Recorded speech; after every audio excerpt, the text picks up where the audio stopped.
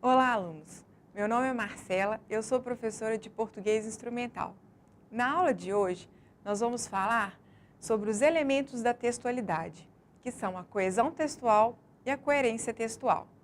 Vamos começar falando sobre a coesão textual.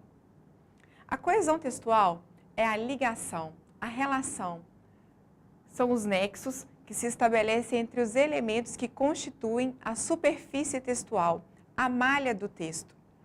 Ela é revelada através de marcas linguísticas originárias das relações sintáticas, gramaticais e semânticas do texto. Há duas formas de estabelecermos a coesão referencial e a coesão sequencial. Vamos falar um pouco mais sobre isso. Coesão referencial. Como o próprio nome diz, através da coesão referencial, um termo faz referência a outro termo dentro do texto. Nesse sentido, nós podemos fazer a referência por substituição ou por reiteração das formas. Na substituição, nós temos um elemento linguístico que substitui o outro, como o próprio nome diz, e as formas da nossa língua que são eficazes para fazer esse mecanismo são os pronomes, os advérbios, quantificadores que recuperam elementos que já apareceram no texto ou que apontam para elementos que vão aparecer no texto. Olha o exemplo 1. O homenzinho subiu correndo os 3 lances de escadas. Lá em cima, ele parou diante de uma porta e bateu furiosamente. Observem que o pronome ele recupera um termo masculino no singular que já apareceu no texto. Nesse caso aqui, é o homenzinho. Para que o texto tenha progressão, nós costuramos essas informações substituindo o homenzinho pelo pronome ele. Assim, nós damos sequência às informações e o texto fica coeso, ou seja, ligado. Seus elementos ficam relacionados. Como o pronome ele retoma um termo que já apareceu no texto, observem, homenzinho está na oração anterior.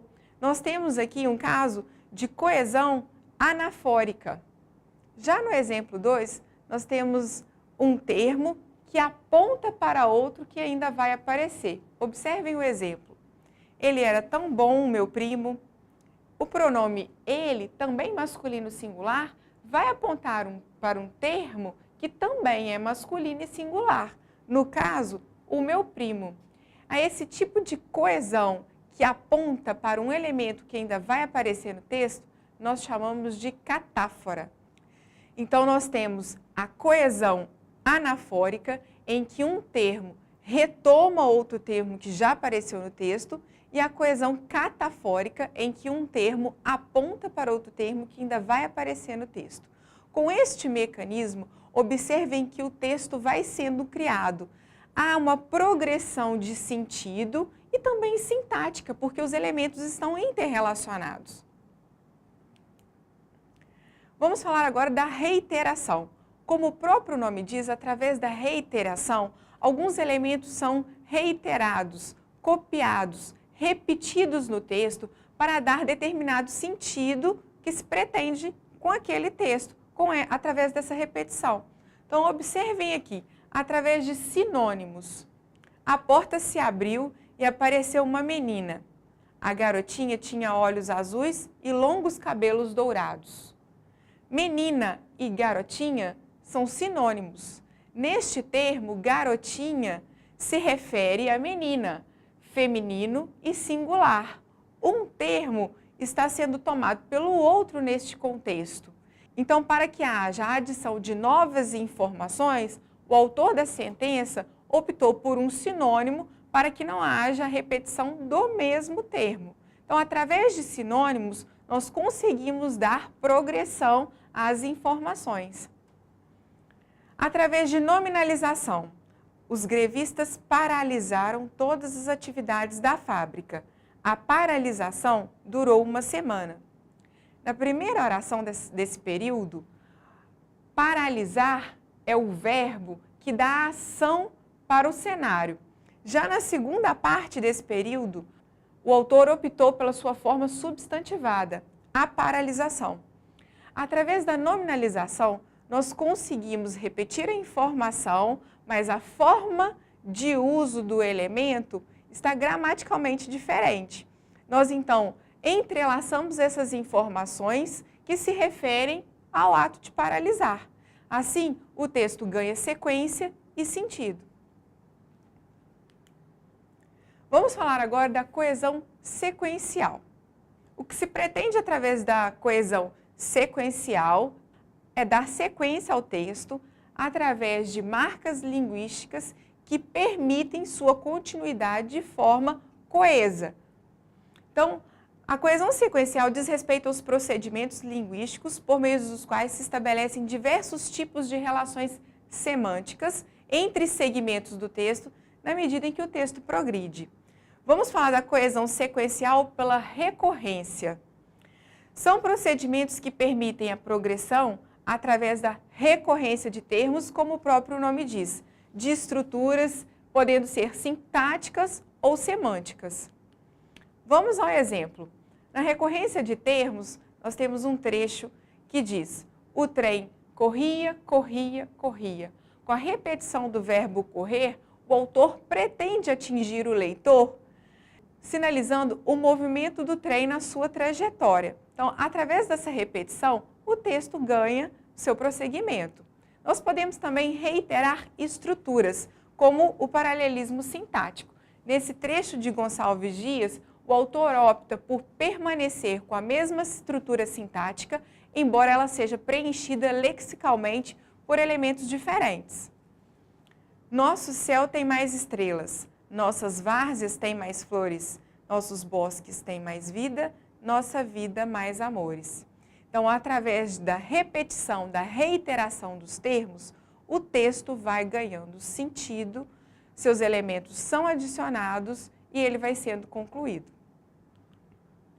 Nós conseguimos também obter a coesão através da progressão. A progressão ocorre através de sucessivos encadeamentos, entre os quais existem marcas linguísticas que assinalam determinado tipo de relação entre os elementos, entre os componentes do texto.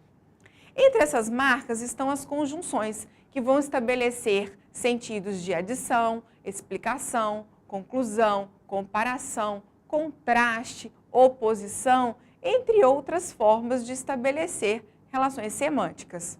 Vamos aqui ver dois exemplos, as conjunções conclusivas e as comparativas. Em um, nós temos um exemplo de conclusão. Toda a equipe jogou desentrosada. Portanto, o novo atacante não poderia mesmo ter mostrado seu bom futebol.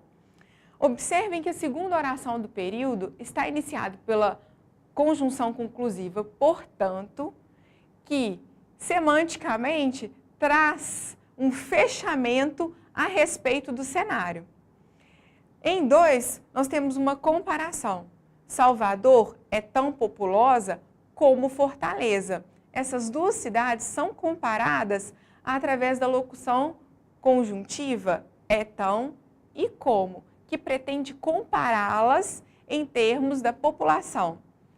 Nesse cenário aqui, nós vemos que tanto em 1 quanto em 2, a informação é colocada uma em relação à outra através da conjunção. Em 1 por conclusão e em 2 por comparação. E assim o texto progride. Até aqui nós falamos sobre a coesão do texto, que trata da relação, da amarração das ideias. Nós vamos falar agora do sentido do texto, que é a coerência textual. Bom, produzimos texto porque pretendemos atingir objetivos comunicativos específicos. E para que nós consigamos atingir esses objetivos, o nosso texto precisa fazer sentido. O sentido decorre de um mecanismo de articulação em seus diversos segmentos do texto. E essa articulação vai acontecer através de dois planos. O plano do conteúdo, que é o plano das ideias, e o plano da amarração, que é o plano das relações linguísticas. Vamos falar um pouco mais sobre isso. Observe o trecho. Hoje, 18 anos. Como uma data pode mudar tanto a vida de uma pessoa, apesar de que, quando a situação aperta, pedimos conselhos aos nossos tutores. Há algum sentido? Você é capaz de dizer o que se pretende comunicar? O que esse texto quer comunicar? Os elementos linguísticos estão organizados de forma a fazer sentido? Você compreendeu o que esse texto quis dizer? Os seus elementos estão todos interrelacionados? A incoerência que a gente vê nesse texto não depende apenas se esses elementos estão interrelacionados. Depende também do nosso conhecimento prévio, do nosso conhecimento de mundo, das experiências que nós temos. Depende também do tipo de texto e em que mundo esse texto está ancorado. Portanto, neste trecho que nós acabamos de ler, a incoerência diz respeito às informações que estão colocadas lado a lado. Não falta aqui elementos que liguem este texto, mas falta informações que estejam no mesmo nível, que estejam costuradas na malha do texto. Portanto, não há sentido. E este texto, você o considera incoerente? O show, o cartaz, o desejo, o pai, o dinheiro, o ingresso, o dia, a preparação, a ida, o estádio, a multidão, a expectativa, a música, a vibração, a participação, o fim, a volta, o vazio. Você considera que este texto 1, intitulado O Show, é incoerente? Ele faz algum sentido para você? Bom, apesar de não haver elementos linguísticos explícitos entre as partes deste texto, o leitor consegue perceber que há uma unidade de sentido. Isso porque o texto está encadeado de forma a trazer o cenário de uma manifestação artística que é o show. Conseguimos perceber a coerência desse texto porque trazemos à tona o nosso conhecimento de mundo sobre o modelo textual e sobre o show. O mesmo episódio poderia ser narrado de outra forma.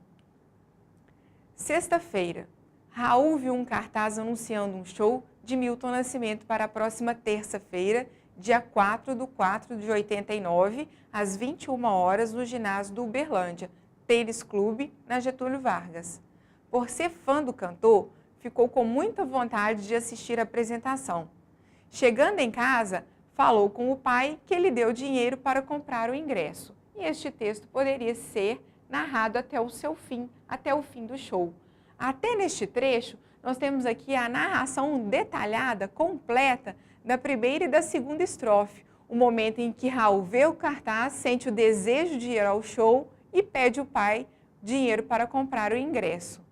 Qual é a diferença do texto 1 e do texto 2?